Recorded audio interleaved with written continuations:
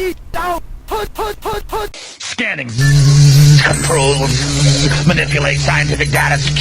Take over. Blast. Control. World government. Shut down infrastructure. Ship everything to China. Just look at this person.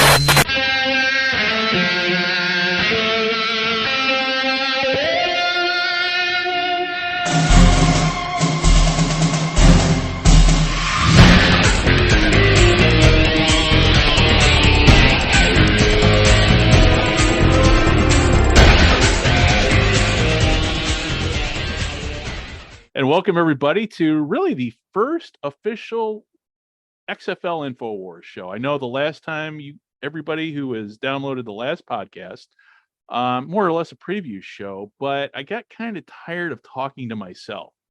And so fortunately I have a co-host now who is in upstate New York. I'm here in southwestern Japan.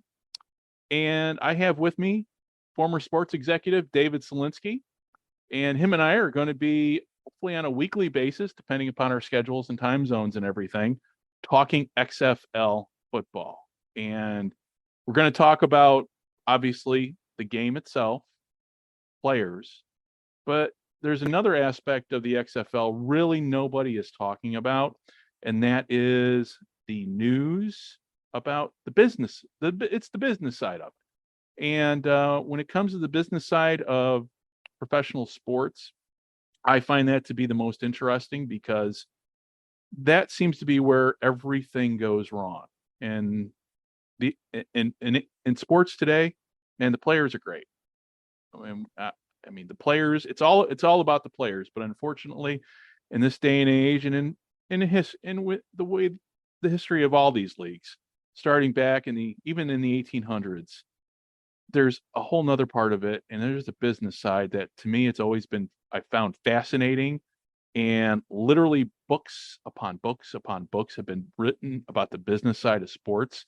And so, unlike other XFL shows, this one's going to take a very critical look at the news surrounding the business of the league. And that's why calling it XFL Infowars. And I said previously, it's more of a play on another famous Infowars show that back in its infancy kind of made you want to think until, that host kind of went batshit crazy and, then got sued for billions of dollars. We're not going to do that here. We're not going to go crazy on you. But at the same time, we're going to take a look at the headlines and see what's there and basically call whether or not, in our opinion, whether it's bullshit or not, give our honest opinion.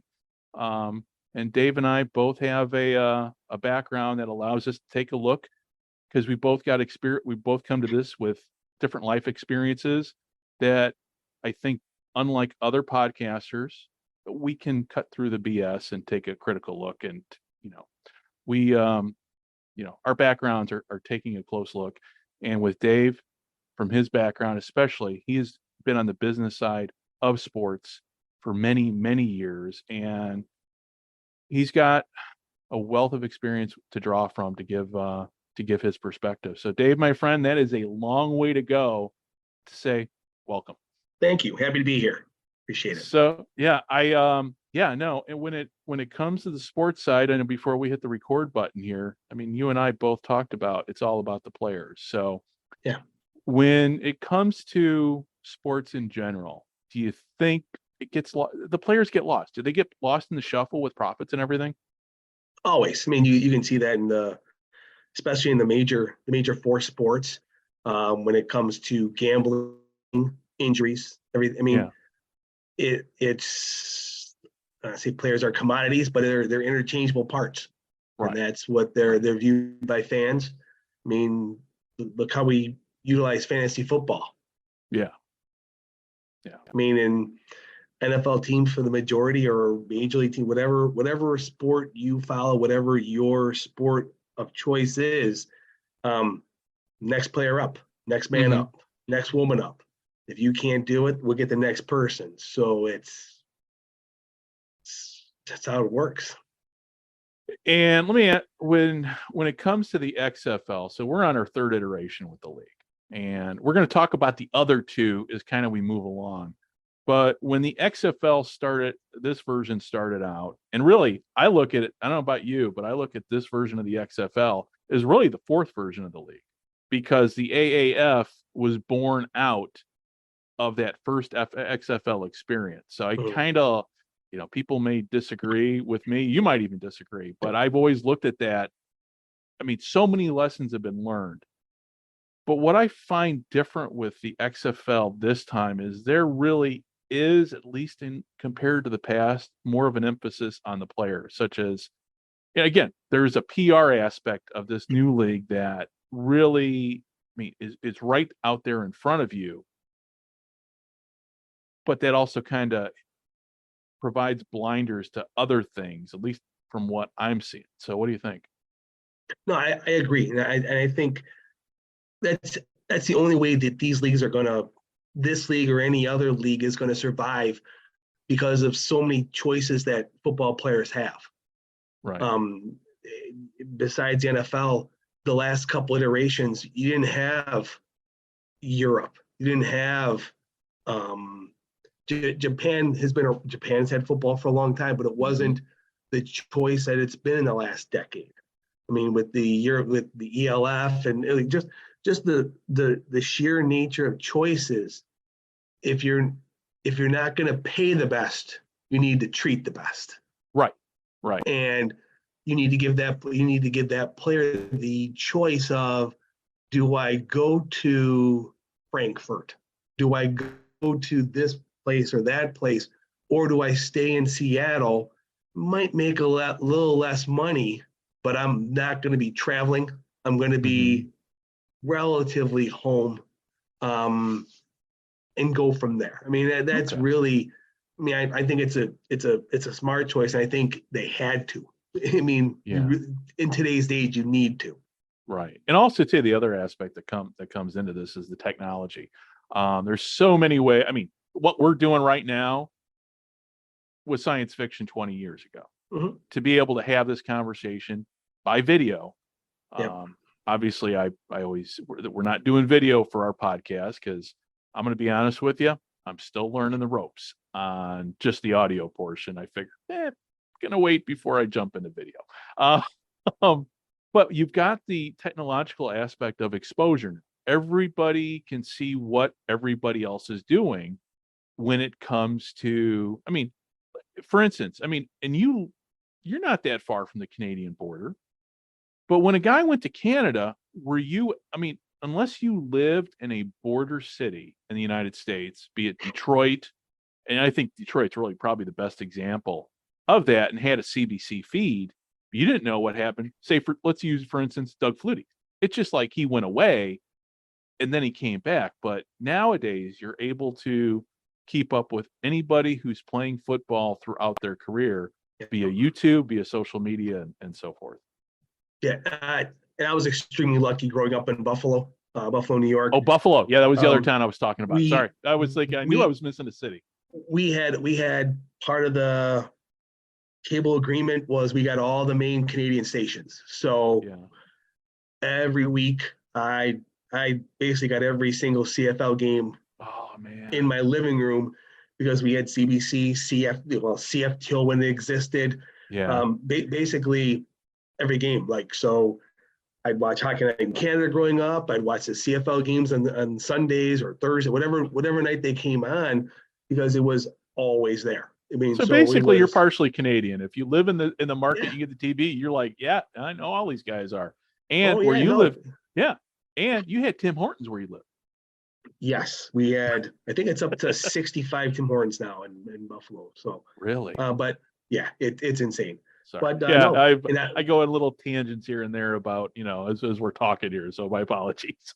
No problem. But I mean, where myself growing up when I was in high school was the late 80s, early 90s. So that great Argos team, I mean, right after they were purchased, like it was like with McNall and all that was, it was going through right through my high school years when that was just blowing up, and it was everywhere. I mean, hockey was huge in Buffalo, so you knew who Wayne Gretzky was. So you knew who the Argonauts were. And everyone knew who Rocket Ishmael was. I know we're going. I'm going on a tangent. No, that's now, okay, man. We got just, we have unlimited tape here, so we're good. It's just how, I mean, it's just, we saw it. I got to see all of it. It was always available. Yeah. Well, and then here we are. And the Bills were awful at that time, so it helped that in the early mid 80s they were not good. So it was good to see a winning team. Yeah, no, I envy you, man. Just being able to. I don't envy the snow, obviously, but other than that, it's growing up in the Chicago area, man, we were 4 to 5 hours away from any type of CBC coverage. So man, you're lucky. So I grew up 20 minutes from the Peace Bridge across Canada. Okay, that's how close that was. Well, when you came on, wearing your Expos hat, I'm like, oh, I gotta grab my Expos hat too. It was either that or my Blue Jays hat. So, when it comes to, talking about the game and the ability to see what people are doing now. Okay, so going back to the XFL. The XFL, I'm able to see it here in Japan via a VPN and ESPN Plus. How's it playing on network TV there? I don't know what your TV setup is. Are you watching it on ESPN Plus or just through the network? I'm watching ESPN Plus. Okay.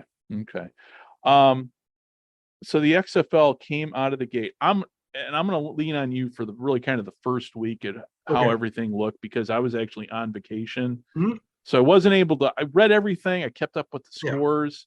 The XFL app, it's not bad. It's better than the CFL app, which basically is no app at all, and the USFL app, which is no app at all. So I kept up on the scores and everything while I was over here. So how did the games look the first week to you? How was gameplay, presentation? Yeah, I thought it went well. I mean, the teams look. I mean, it's when you have limited training camp, when you're new collection of players. At times, it looked a little sloppy, but you saw where the quarterbacks were getting cohesiveness with the receivers, the offensive line play. You could see that they've been some real good work to get to where they're at. And there's obviously more, but I thought presentation wise, the game on the field was entertaining. I mean, just like the NFL, I mean, just like no different than the NFL. Some games are be good, some games are duds, some are entertaining, but I thought overall, the product they put on the field was, I think the expected outcome. They didn't. That's what I guess I assumed it would be, but I envisioned it would be. I didn't see a lot of. I didn't go into this thinking it's going to be the gimmickry of like the gimmicks that Vince did from the first time around, but. Was it more like the second time around? Did it come across? It looked like it came across like they wanted to play football. Okay. And this is our brand, like the XFL brand of football. Okay. Because that second brand, I mean, the second version, I mean, the quality on those telecasts, I mean, it was serious football. I mean, there was obviously, there's a lot of self-promotion that goes along with the league in the form of one person. Did you get, was there a lot of that in that first week of just seeing Dwayne Johnson like everywhere? You know what? It was, if it was an every week thing, then I think it'd be a bigger issue, but he did put a lot of time in it, put a lot of effort. It's at the end of the day, still, I'm assuming probably a lot of his money involved too. And he played the part of who The Rock is. Like he's Dwayne Johnson and he's The Rock. So at the end of the day, I think there've been more questions like, where was The Rock? Like if he didn't do what people expected him to do, and that's a good point. I think people have said, hey, where's Dwayne? Like, is he not on board with this? So I mean, I don't know if you saw, there was they did like this 54. It's like this show that they're running. I saw it on ESPN Plus, and I guess say it was really nice to see. They brought all the, and I saw a clip of it. They brought all the players to one location just to sit down and talk with them, thank them, wish them a success, but getting everyone together saying, "You're the XFL." And I thought that was a nice touch. Well, and that's what I think has been missing, and hopefully this version keeps that focus on the players, because I mean, the first XFL obviously was all about gimmicks, was all about. I mean, it was, I mean, I watched all the way through. I was one of the few that was still hanging out at the end. The second XFL, I mean, it was only 5 weeks, and those 5 weeks went by like, dude, where'd it go? Where'd it go? Oh, that's right. Because I spent during those 5 weeks, when the XFL came on, I think I spent 4 of them in Navy uniform. So I didn't really get a sense. But I've gone back and watched the old telecast, and but yeah, no, there's definitely an emphasis, and that's what I like about this current version from what I saw, because I watched all the games for week 2. We're just talking now about the players on the field, so then we'll get into talk about the telecast here, and audience attendance and audience size and ratings and all that stuff. But yeah, these guys are out there busting their tail, and yeah, it's taking time to gel. I wouldn't call it. I would not call it sloppy football. I would just say these teams just have not practiced enough together to get their timings right, to get everything right. But fortunately for the XFL, these games have been competitive, with the exception, I think, maybe of 2 games. Yeah. But that's really par for the course when it comes to football in general and competition. I was not disappointed at all at anything that I saw on TV here. I am disappointed with the XFL not having an international agreement to broadcast these games, to make it easier for guys, to make it easier for guys like me who want to watch these games to have to go extra steps to, try to, basically it's like the old days with the rabbit ears, man, trying to get that rabbit ear just right to get the signal. And that's what dealing with the VPN, that's what life is like for me to watch sports now. It's kind of like the old rabbit ear days. It's like, do I got the right? Oh, leave it. Don't mess with it, because if you mess with it, you're going to lose the signal. So, but yeah, they don't have a international broadcasting partner. But that's something that obviously probably is a season 2 thing. When it comes to the on-field product, let's talk about attendance. Now, in your former positions in sports, you and I both know. I mean, you and I talked before we even hit the record button. Bottom line, it's all about asses in the seats. Yep. So what was your thought on what you saw with attendance? What were you disappointed? Did it meet your expectations, or were you underwhelmed? Well, honestly, I'm really not sure what I was expecting to see. Okay. For all 8 stadiums, it seemed like it took forever to get leases done, stadiums announced, and tickets on sale.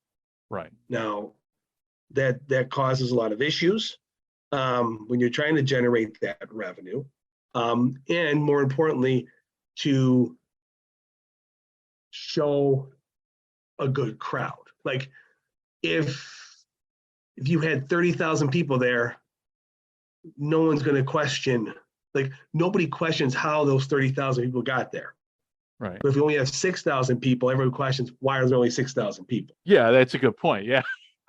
So we've seen that with every iteration of league that folded. Like, I think one of the funny stories is the World Football League, when I forgot one of the teams had like 57,000 people at a game, and they're like, this is amazing. And it turned out 51,000 were free tickets, and no one ever bought a ticket again. So that hurts. But with this, I'm just looking to see that, honestly, that the crowds are getting bigger. Right. Because the first game is your chance, is for these leagues, all these minor level league teams, typically what happens is your first game is your big crowd. Right. Because you had the most time to sell it. and then you go week to week to week after that. So the only team that's played 2 games was Houston, and Houston went from announced crowd of 12 to announced crowd of 11. Now they had 1 week to sell that second game because not many people are going out there. I'm going to go to the second game of the year, Right. and not go to the first one. So I would be curious, and we'll never know. Just the curiosity to me is like, what is their season ticket number? And that's such a vague thing that I just said, because there's paid season tickets. Mhm. There's season tickets that are included in sponsorship packages. Okay. There are season tickets that are included with trade packages. So, Okay. so there's variations of what that season ticket number is. And when we go through the different games, we can talk about that, because my curiosity with one team and their ticket sales is I'm actually watching them weekly because I'm curious on what's going on with them. But that's Right. not. Well, and we don't discussion have a for big this. enough data set yet. That's the other part of No, it too. no, we so don't. 2 We weeks, don't. you can't. I mean, it's Trent. Oh, Obviously, we know just from what I reposted on Twitter, and I can't remember if you posted or not. But they're showing the ticket like, okay, yeah, it is trending down, but it's only second week. yeah. You just don't have enough numbers in there to really. Now, obviously, doesn't look good, but that doesn't mean it's a failure. That doesn't mean it's going to go down. And unless a disaster happens somewhere this week, they'll have their best attendance of the 3 weeks. Oh yeah, because St. Louis is having their first game. So is St. Louis playing at home this weekend? I thought they are. I thought week 3 is when they're home. That's what I thought it was. That's what I was thinking. They did the first 2 on the road. I could be wrong, but I thought it was week 3. Okay, let me take a look here. Thanks. So I don't like doing on the fly during a podcast, but yeah, Sorry. This one we got to take. No, that's okay. That's okay. This is like I say, we were talking about the games, and just curious, like once we start getting to everyone's third and fourth home game is really going to be the interesting factor, and see where trends are, because now you're into it, and football has never been like my background. Football has never been a group sales event. Okay, gotcha. Yeah, no, St. Louis, they're on the road this week against DC. Okay. So let's see here. So it's Houston. Yeah, no, this week, third week here, we've got Saturday's game. Vegas is at home, DC's at home, Arlington's at home, and Houston's at home. Okay. So yeah, goes to what you. But even with that third week's going to start giving us some ideas. Yes. However, we don't know. It's still an incomplete data. I mean, last XFL season, which I don't know about you, but I still kind of consider this league a continuation of the old one, because more or less you've got the same teams. Yeah. Yes. I don't know why people say 2 point. I mean, really, it's the same league, because you got pretty much the same, just a little bit of a rebrand and everything. Yeah. But yeah, then you can start. By the time I think you get to week 5, and maybe if you disagree with me, then you can start making the comparisons. Oh yeah, no, yeah, I agree. Once everybody gets that third, fourth home game under their belt, then you'll see who is trending where, and to see which team. And granted, winning has its place in that too. Yeah. But it'll be interesting to see where we are at the end of the year from the beginning of the year. Yeah. So. Yeah. Sorry, my wife just poked her head in here, just checking in. No problem. Yeah, it's I lost my train of thought here for a second. Yeah, so we're at week 3. So yeah, once the numbers come in from week 3, then we can, especially like with Houston. Houston's kind of, I think, the bellwether on this one, and Arlington, because to me these are almost like the flagship franchises of the XFL, other than St. Louis. I mean, St. Louis probably is the flagship franchise. Well, no, you know what? I misspoke. The DC, Arlington, St. Louis, and Houston, to me, are kind of the flagship, because I think these markets, how these markets do is going to depend, are going to dictate what the future of the what the future of the league, what the league is, kind of a bellwether. You know what I'm trying to say. Yeah. It's how they go, so goes the league. And we know that St. Louis is going to have a huge turnout. But I think it's in these other ones. I mean, you just can't. You and I are both students of history, so we know the lessons learned by the All-American Football Conference back in the 40s. Yep. Hey, Cleveland did great, but it was the other. Cleveland and San Francisco did great, but then there was the rest of the league, and then the league went away and it merged. So, because I'm seeing and again, I get lost I probably spend in my retirement here too much time on Twitter because of the time zone difference and just, but I have noticed though with Twitter though, I'm the only one that's kicking out news articles. At least I think I am, just going through the news and seeing what everybody else is saying. Yes. Other than the News Hub, which I'm having a hard time with that website because there's just too many damn pop-up ads that for my taste. It's like I need to I can't be clicking off news to read what to read Mike Mitchell to see what he thinks. And Mike Mitchell's spin on this whole attendance. I mean, XFL News Hub is always trying to put a positive spin on everything and the numbers and everything. And you know what?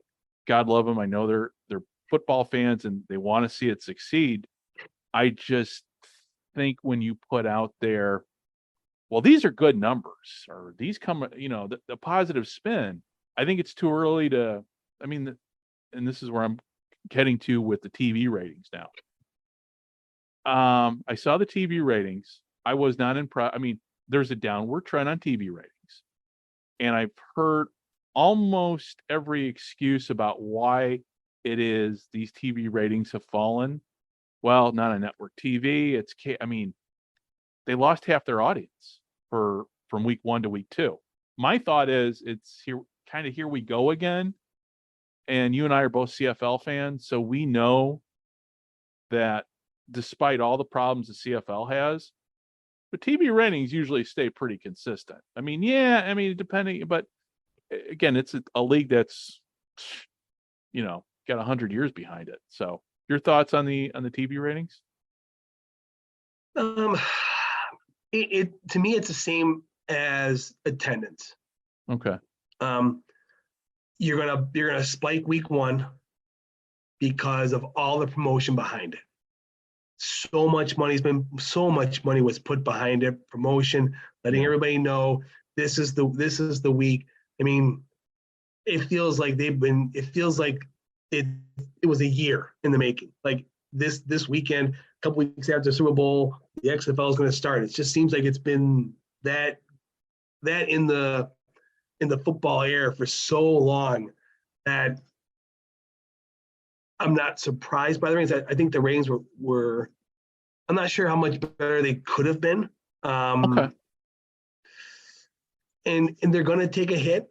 I'll be really curious on where they are at the end of March. Yeah. I'm really curious because, I was looking at it. They were talking about how, and this is just more of a comparison, and it's not a knock. It's just more of food for thought. They're saying that I was reading that week 2 television ratings were the same as like week 2 of the USFL. Right. And I go, that's interesting. I go, my only question of that is, you're in the heart of TV time now. Mm-hmm. Granted, it's not the same as it used to be, but this is when new shows are out, new episodes are happening, and the USFL is in the summer, which is typically the worst time for television. We're in the middle of repeats. There is nothing new coming out. Streaming has changed that calendar a little bit, but June, July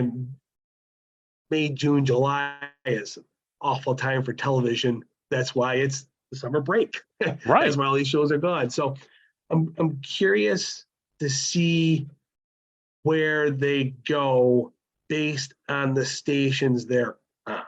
Okay. I mean, we're never going to get numbers from the ESPN Plus because that's such a proprietary Well, system. that's what I was going to ask you, because I'm like, everybody keeps talking about, well, we don't know the streaming numbers, and my lack of education on this topic, and it was a subject I probably should have asked this to Tim Hanlon yesterday when I was talking to him on my other show. How come it's because ESPN holds that information tightly. They don't need it. They don't have to release it. No, they don't. No, because I'll be another example is I'm curious if we're ever going to know how many people are watching MLS games on Apple, because it's good point. it's just one of those things where you have a universe that pays and it's available to you. Right. So I don't think that ESPN or Fox or ABC, whoever these networks are going after people just to advertise on ESPN Plus. It's the whole package. They're like, I don't see ESPN calling somebody up going, look, I think the XFL is a great spot for you to advertise your games on ESPN Plus. There's that niche that's there, but they're going after the big fish who are going to be part of ABC, who are going to be part of ESPN. Very similar to what Fox did. If you watch the USFL games, I thought they did a really good job of partnering with their big sponsors currently. Now, granted, they might have gotten a deal to be on that, but over time, if you're getting buy-in from people who are trusted advertisers on that show, it's a lot, or on that network, it's a lot easier to get others to get aboard too, because like, hey, they're doing it, you should too. Right. Well, and the other thing too is the difference between the USFL and the XFL. The USFL is being run by a network, whereas the XFL is run by private investors, and it just seems to me, just based upon what we've seen in the last, especially, you know what, I'm going to go to the whole stadium issue right now. So going back to what you said about, listen, when Vince McMahon ran the first league and the second league, I don't recall them ever being any issues with any stadiums. Now, the biggest issue, obviously, was it was too cold in Chicago and too cold in New York for a spring league to start. But but people showed up, but the TV productions were pretty decent. There was a lot of shtick, but we never heard about Vince McMahon never been able to secure. He had everything locked down. But here we go with Vegas. And they're playing in an old minor league ballpark with spray painted paint. And I'm like, you and I are both of an age back when, we were kids, football teams played in baseball stadium. It's a cool aesthetic. I still love it. But in the 21st century, when you've got a team in you would think would be a good market in Vegas, and they're playing in a minor league park with paint on it, just wasn't a good look. And then just to see the announced, and I know you and I both took a look at the numbers, and we took a look at what we saw on the TV did not match what we saw, or what we heard was announced did not match our research and even what we saw on TV. So let me ask you, when it came to that announced 6,000, there wasn't 6,000 people.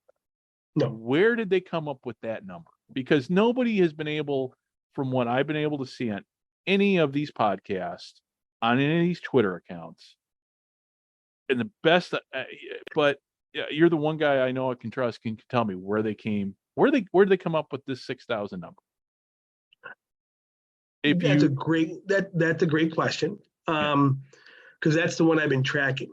Because if you look at their ticketing page, they have roughly Well, I looked right before the first game. There are roughly 800 tickets available for every game every game left this season. Right. So that would lead me to believe that they have a great season ticket base. Yeah. But when you looked at the picture, the people who showed up were the people who bought season tickets, and the people who didn't show up were the sponsored tickets or the tickets they used to give away to paper the crowd. Right. And then the weather, I didn't realize it was going to be that bad. Yeah. You know what? I'm so far away from Vegas, I'm not paying attention to what the weather is. I was like, oh, it's bad. Yeah. So, and I tell you what, when it rains in the desert in winter, man, that's just not that sucks. now I'm assuming that if it was a nice day, Yeah. that place would have been hopping. Right. But as with any tickets that are given away or distributed, you're lucky to get half of them to show up Yeah. because there's no vested interest in going. So I'd be curious, because they're showing only 800 tickets available, that's the one team I'm really nervous on.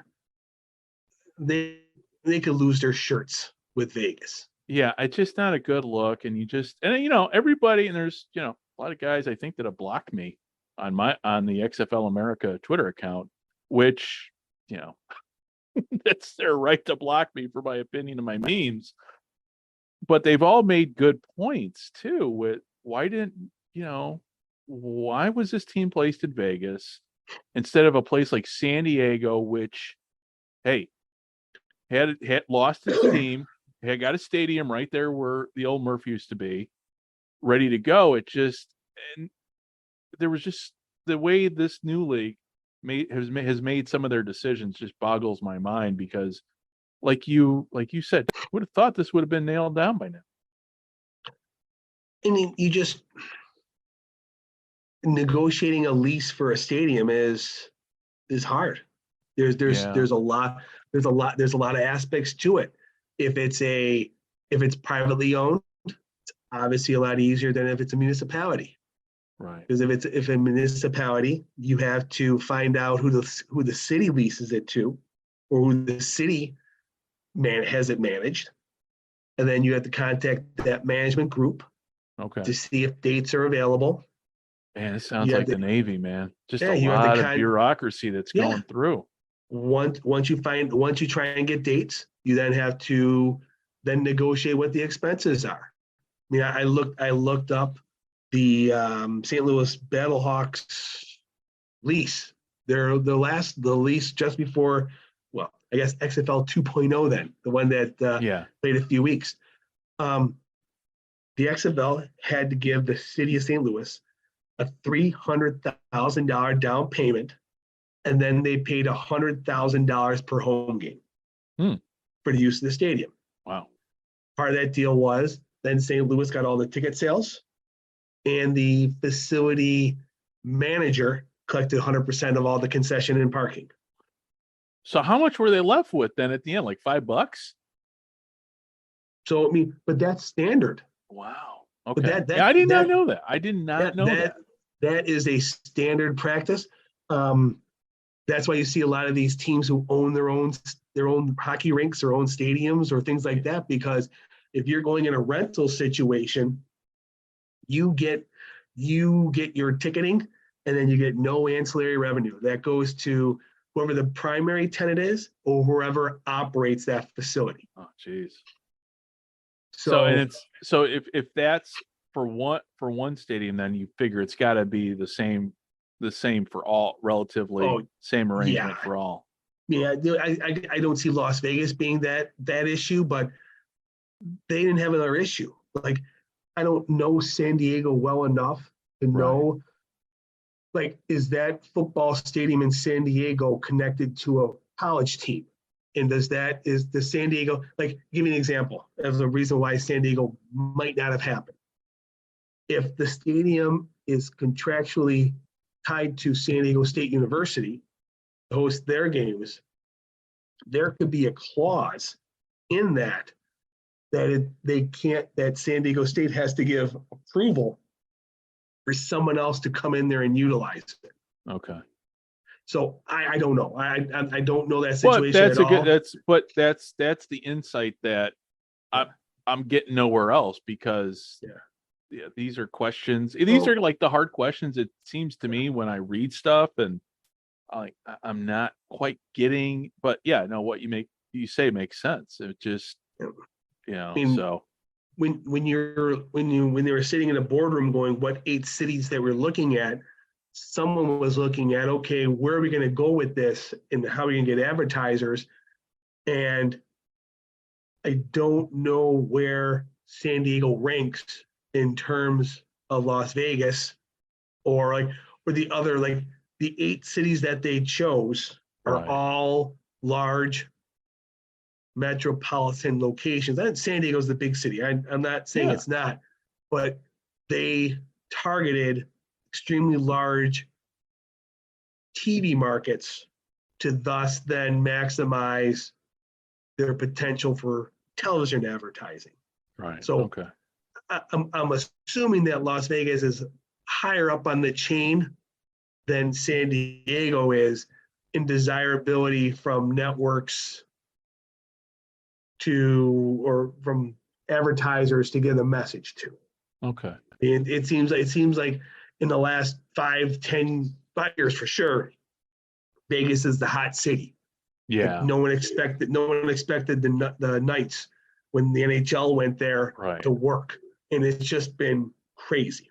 Right. And then, and that kind of dovetails into, perfect segue into the other thing to talk about when it comes to the XFL gambling. And, I mean, I don't gamble. I have a little bit of money in stock in DraftKings, which has not done well. I think I got like 2 shares that I think I've lost my shirt on when it comes to gambling. But the gambling aspect with the XFL or with these leagues in general, and and just not only with the XFL, but we can even talk a little about the CFL, because I don't know enough to be able to sit here when people tell me that gambling is going to be, we know what gambling means to the NFL, but these other leagues, is gambling going to work is gambling the key to making these leagues survive? I just don't know. I think the big 4 in the large sports, yes. But when you trickle down to, I'll call them minor league sports, because that's what let's call them what they are. Because I mean, yeah. I just don't know. I mean, I think the reason they're doing it first and foremost is to get that sponsorship money, right? From whether it's DraftKings, FanDuel, whoever steps up and goes, I'm going to give you $2 million. Mm-hmm. And we're going to be the official betting partner of the XFL. Right. So then that money then gets divvied up to everybody who's involved. Yeah. And then there's a cut of the action on the bets. Okay. But I don't gamble either. I've never placed a bet on a sporting event or a horse race, or I need at least $500 million to go buy a mega ball or Powerball, whatever, because I just too cheap. But I just don't. I think they need to get the audience to see the gambling benefit. Yeah, that makes sense. Yeah, and I mean, there really hasn't been. There's been, I don't know. Gambling. It's amazing now. We live in a day and age, and you remember we grew up, man. Gambling was the true man. Yeah. You think about what happened with Paul Hornung back in the day, and I mean, again, but we're older. I mean, we know our history, our football history, but here we are now, where gambling is just thrown right out in our face every time we turn a game on. And I mean, I like the JB Smoove commercials with Caesars. Yeah. Those are the best. I mean, there is a benefit because I am entertained by some of these commercials, but it's just amazing to see where we are at now with gambling and fantasy football too. Now XFL fantasy, I don't even know if there is, and no, they but then again, you only have 8 teams to choose from, so it's hard to have. And if you remember last, it's like in our CFL fantasy league that you and I are in. I'm like, dude, I only got, but the way Dave has set up everything with that, it works. But and that's another thing too. We got that coming up too pretty soon, our fantasy draft. But when it comes to fantasy football with these other leagues, maybe that's going to be who knows? I mean, it's just we're in the beginning phases with the XFL, and I see a lot of positives. For as much as a critic that I am on social media, and I am a dick when it comes to being a critic, and maybe that's just me, the Navy officer in me, actually the salty Navy officer Mustang in me, because I was former enlisted, and I've when you're former enlisted and then you become an officer, you see through so much bullshit that's put out by the higher ups going, yeah, no, that's not out. So that's kind of where I am with sports and everything going, okay, you and I have lived through, I'm too young to remember the World Football League, but I've read my history books. I'm friends with Mark Speck. I'm friends with Upton Bell, so I have in reading their books and talking with Upton. Upton's a great guy the stories that he's told off microphone are amazing. Wow. But the USFL, we both lived through that. We've seen, and World League of American Football, we haven't even talked about that. And then XF, and then there's the Arena League too. In my opinion, I think we're at a point now where all the lessons have been learned from the past failures. Do you see it working this time? Because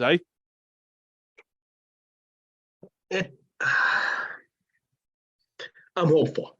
Okay. I see both groups currently. They're just forging different paths. I think I like that the XFL is going the route of trying to create the identities inside the communities. Right. And I admire the USFL model in the aspect of they're trying to develop a base league and then taking these established teams into the markets. Right. The USFL, I think, has currently, as we stand today, a more sustainable model based on controlling expenses, where the XFL is like they're at the poker table and they put the chips in. Like, we're going these places, we're gonna do everything we can to make it work. Right. And the attendance needs to be there. Granted, I could definitely be speaking out of turn. I don't have any idea. This is your co-host with me. This is our podcast. The financial setup of what these teams are, but I'm assuming each XFL team is sitting down with the offices going, we have the good budget, the average budget, and what if we hit the rock bottom budget if things just don't happen? Right. Because I just don't see these guys, I don't see them pulling after week 7 going, yeah, we're done. I think I agree. I think they might, if they lose $2 billion, they're going to play every game. They're going to have a championship game, and then they can reassess it later. But I think for the XFL this year is, how do we control and mitigate losses? Right. Because with any business, the first year is when you outlay the most expense. Yeah. Yeah. Go ahead. I'm sorry. I didn't mean to. From outfitting all these teams. Like they're literally replicating the USFL model in 8 cities. Yeah. So, I mean, people are smart enough to do the math on what the average ticket price is and how much they're bringing in, how much the tickets are bringing in. I mean, you have to, all these numbers are announced numbers. So you have to take them with a grain of salt. So that number is really not that number, but you can get an idea. Okay. And then people are smart enough to figure out, I got to get 50 people plus coaches, plus trainers, plus equipment to these cities. You can pretty much figure out, you can gauge how much it costs for these 5 road games, how much it's going to cost. I mean, playing a home game is not the expensive part. It's getting to the 5 road games and back. That's where it's going to add up quick. Yeah. Okay. And there's and I know we talked about the XFL and the USFL, and we'll throw it out this one. We'll definitely talk more about it later. But when it comes to the CFL, do you see the CFL being played into the mix with, now that the XFL is actually taking the field? Do you see a scenario where because we don't know what's going to happen with CFL season. We don't know. You got an ownership in Montreal. Montreal lost their owner. Toronto, you know what? And for as much as I might crap on news reports about the Argos going to the XFL, ultimately, sports is a business. And so there's been that rampant rumor about, and it started with one, if I remember correctly, one Canadian reporter then came over to one of the news hubs, and it just it took a life of its own, and next thing you know, it's in Pro Football Talk, but it was pure speculation. Now, you're closer to Canada than obviously I am. Do you foresee what do you make of that whole, was it just pure speculation, you think? Clicks. Yeah, okay. It's all clicks. I don't see, I mean, in my working days, I worked for a team that did a lot of interaction with the Toronto Marlies, which is the American Hockey, which is the minor league team of the Maple Leafs that they own, that Maple Leaf Sports Entertainment owns as well. And my understanding has always been, since they own the stadium, the rugby team, the Arrows, the Argos, everybody who plays there, part of their model to make the stadium work as well. Okay. So I don't like what we don't see, and I know they keep talking about the Argos have lost this much money, lost that much money. I'm curious if it's more a paper loss to push things other places that they can't. Like they can't have, like, they can't say that the stadium is losing all this money because they're leasing it from the city of Toronto. So if the Argos are losing $10 million on paper, I don't know really that if that's losing $10 million on paper and writing a check for $10 million because you lost it are two different things. And depending on where MLSE is in their business calendar, a $5, $10, $15 million loss on the Argos business sheet could look good for them. So I'm always curious when I'm hearing about these teams losing and winning.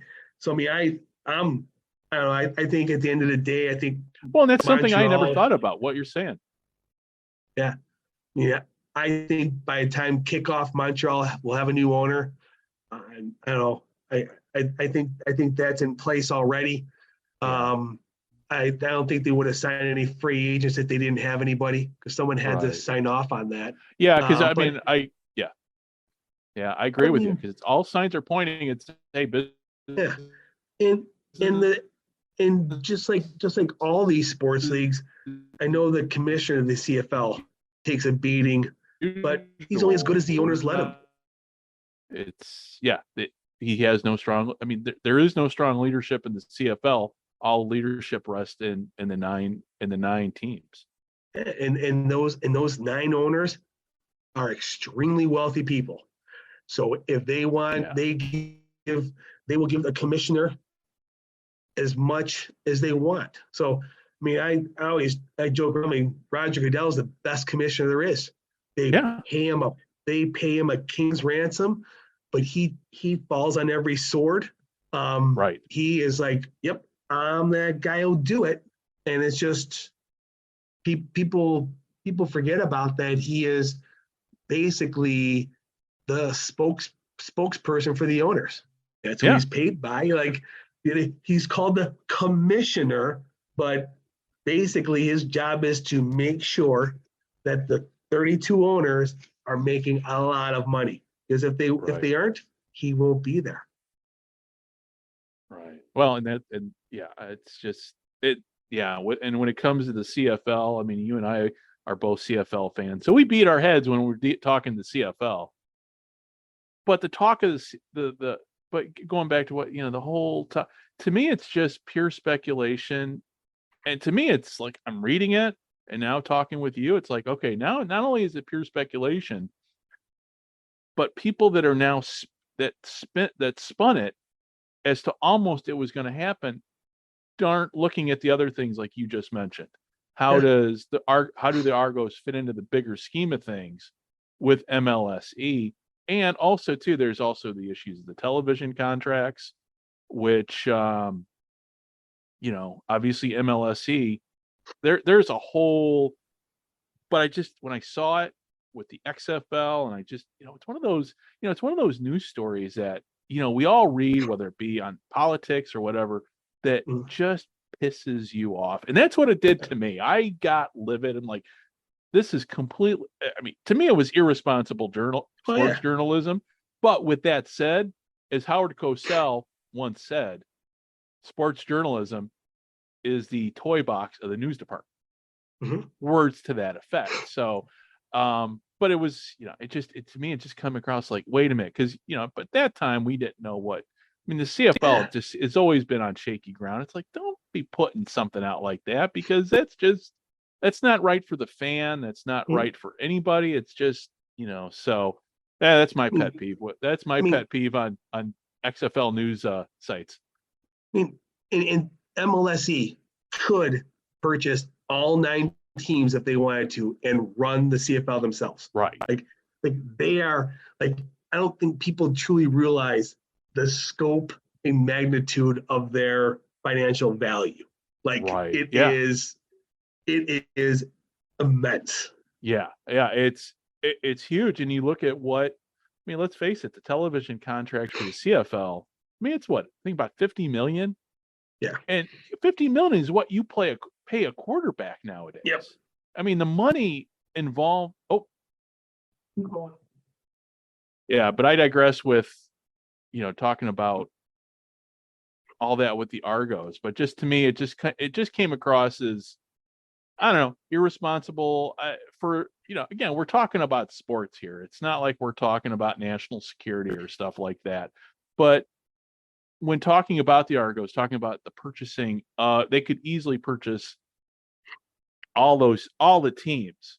It reminds me just what you were thinking of anybody who's read the book The Long Bomb.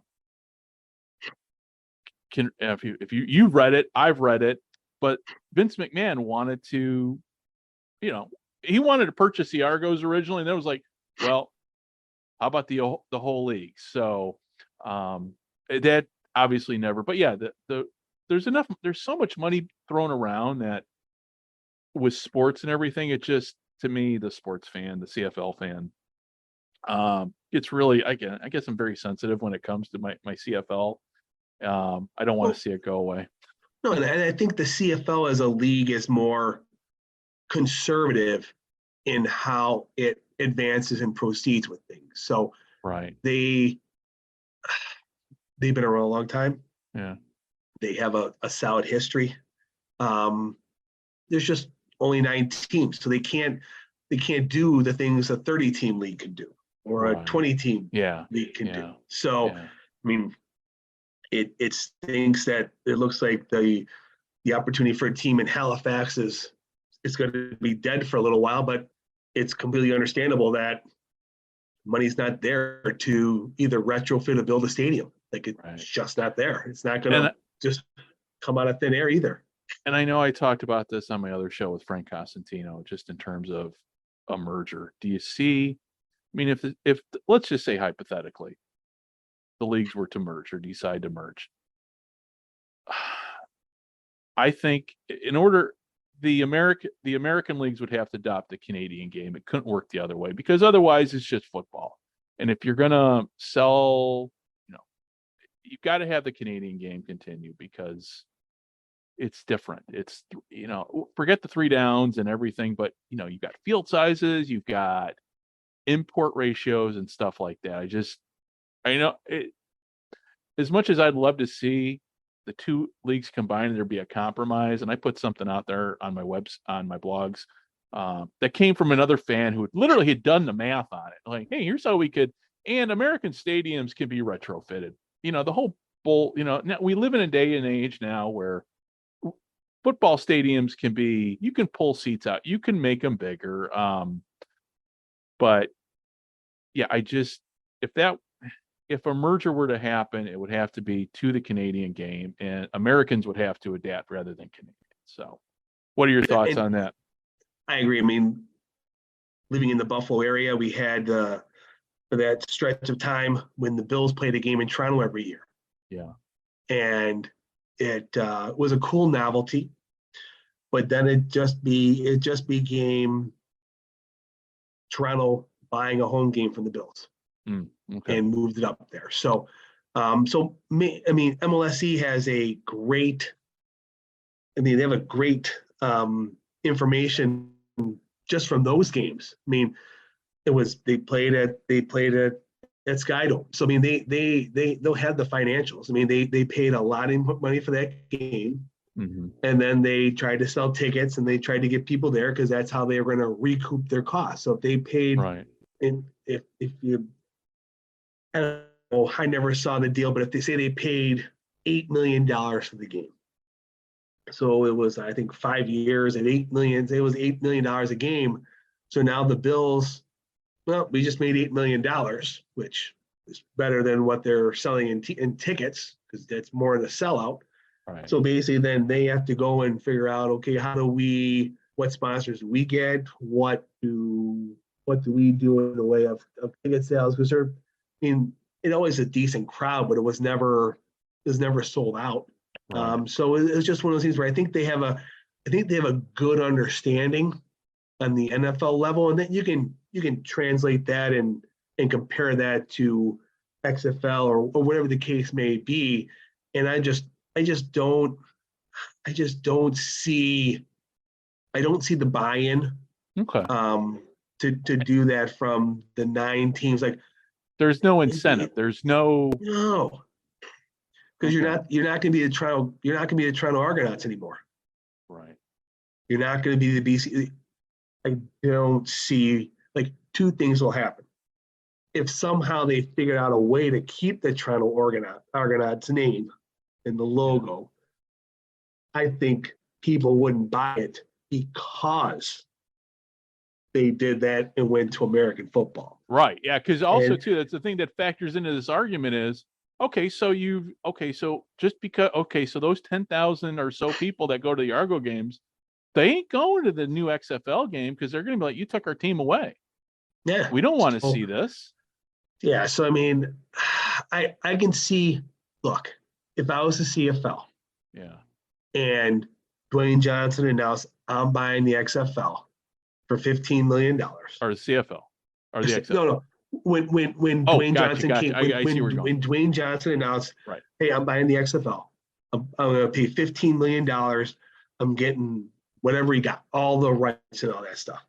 And then they announced we're going to partner with Redbird Capital to create this venture. If I was the CFL, I'm calling them because they have a lot of money. Right. So I'm like, hey, let's talk. Right. And I would have made that phone call if I was in the CFL office going, I'm not necessarily looking to have the CFL, but I wouldn't mind some of that money if you're looking to invest in football. Yeah. Yeah. Well, and that's the thing too. I mean, the one thing Randy Ambrosia, I mean, everybody's like, hey, there's no harm in talking. And I always somebody equated, it's like, just because you're talking to the girl doesn't mean you want to date her. Just you're No. talking, So it's, a little, it's almost like a flirtation. It's like, okay, it didn't work out. No, but yeah, that's, but yeah, go ahead. And money knows money. Yeah. So these guys, someone inside MLSE knows somebody over there. So who knows from the CFL even taught, like who knows who actually was in any conversations and what it led down to, or the roads it could have gone to. It's just all of a sudden XFL and CFL is talking.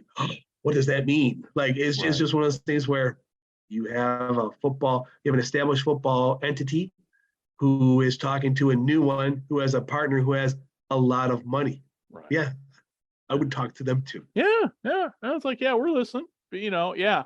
Those, and if you remember that, those were crazy 2 months too. Yes. On the social Twitter, CFL and XFL social media was a buzz, and that's kind of going back to where my whole thing with the XFL media really took a sour turn, because hey, listen, if you're going to comment on the Canadian Football League, at least be able to figure out that these cities are located in provinces, not providences.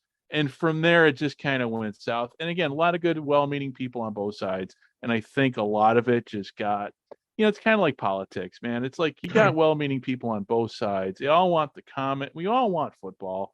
And people on both sides were getting bent out of shape, including myself. And then you step back and going, yeah, but we all want the same thing. It's like a family squabble. It's like we all want what's good. So, well, listen, my friend, it is getting late there up where you're at, up there in New York, and it's let's see what time it's well, we still got daylight for quite a while. So, but hey, listen, everybody who's tuned in for this, really the first episode of the XFL Infowars show, thank you very much. You can find me and the show at XFL America, and from there you can find my other social media accounts. Dave, I know you're on Twitter, man. How can people find you? No need. No need. Okay. Yeah. Okay. Well, I didn't know. It's. No. It's just me. No, yeah, it's just you. But yeah, now I'm an XFL America, and listen, if you've hung around to the end of this, obviously, please like and subscribe. Just the fact that you're listening to us, we appreciate it, and just taking the time. And if you like memes, hey, click, follow me on Twitter. My XFL memes get taken out of context. Everybody thinks, oh, you want the league to fail. No, I just want to enjoy. I do enjoy riling up fan bases, and the XFL fan base is very passionate, very caring about. But just keep in mind that these are just memes, and I'm getting a rise out of. I like getting a rise. Listen, I root for the Arizona Cardinals, and you should see my Arizona Cardinal memes. I am very critical of my favorite team. And same way with the Cubs and so on and so forth. Heck, even I'm a Navy veteran, 25-year Navy veteran. I pound on the Navy with all my leadership memes. So it's all meant in good fun. I don't want to see the league fail. Dave doesn't want to see. None of us. We all want, because really it goes back to what we said originally when we started this. This is all about the players. And in the next episode, we'll be talking more about the players and what we saw with week 3. And because now we've got stars emerging that are coming out. Hopefully PJ Rourke doesn't get benched this time. So, that's a whole nother story. That's a whole nother discussion. So everybody, thank you very much for tuning in, and we'll be talking to you soon. Bye-bye. Ready, down, put. Okay, we all know how much Cleveland loves Tecmo Bowl, so let's start playing. I'm the Raiders, I'm Bo Jackson, and hopefully he'll show up. That's no fair. Bo Jackson's too fast. Guys, do we want Cleveland back or don't? Oh, here we go. Bye-bye. See, Peter, he's too fast. You gotta tackle me. It's B. You gotta press B. I'm pressing B. He's too fast. Going over here. Going over here now. Never get tired. Change your guy, Quagmire. Change your guy. I'm trying. Peter's cheating. You're cheating, Peter. I'm not cheating. I'm following the rules. I'm just really good. You're not really good. You just got Bo Jackson. Bo Jackson also played professional baseball. Shut up, Joe. Everybody knows that. Kansas City, Royals. Can't stop. Won't stop. Bo. Mike. Go. All. The. Nope. Going back the other way. What? Are you going backwards? Just score. I'm gonna run out the quarter. I'm not playing now. My controller's down. Seems like your controller's been down the whole time. Who's Varys? You gotta switch off Varys. Get it to Ronnie Lott. Pretty much anyone but Varys. Oh, no, I'm all the way back here now. I'm in my own end zone. What am I doing? Too bad I'm not Bo Jackson. Oh, wait, I am. Ridiculous. Oh, yeah. There you go, Quagmire. You're about to tackle me. But then... Damn it! Less than a minute. Shut up, Joe. He's gonna do it. He might do this. I don't know. A lot of football still to be played here. I'm hitting reset. Don't you dare hit reset. You hit reset, you're banned for life. I hate this. Joe, do you want to play? Yeah, I like being this guy. A zig. A zag. A touchdown. Yeah! I won the game. And now I'm gonna jump Bo Jackson!